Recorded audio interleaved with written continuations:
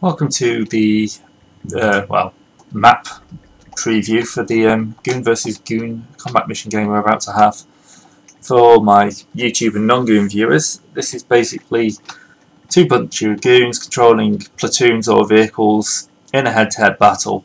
They'll have two separate threads, they won't know what the other side's doing, they'll be giving out their orders and then watching as it all goes horribly wrong and they run tanks into each other at short range.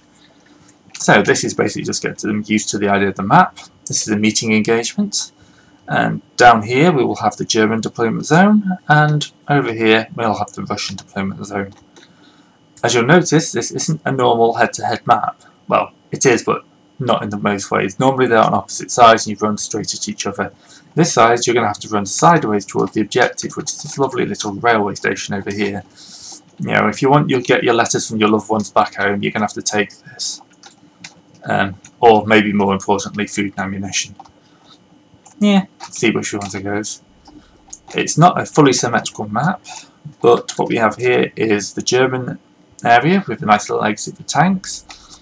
Russians here with their exit for tanks. The difference being, the Russians have got this nice little tree line here, up until about here, whereas the Germans have got the river, which is a new thing since we last played this with Normandy, and then they're into villages easier, so the Germans will get to the town quicker but have this empty area, whereas the Russians have got a bit more cover but then have to kind of reach the a bit more open once they actually get out of it.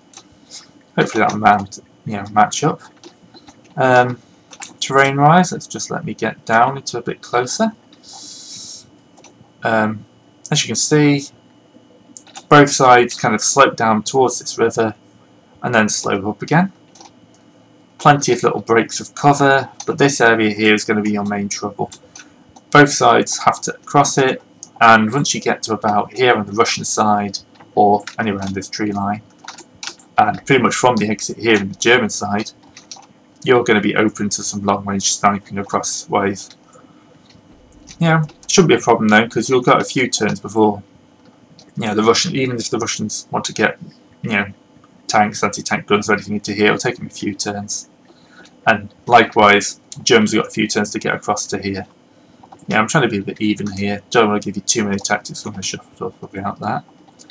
River, fordable probably all the way across, but definitely anywhere you see these brown marks. So this is definitely a ford, but looking at it, it's not very deep, so you can probably get across at most places.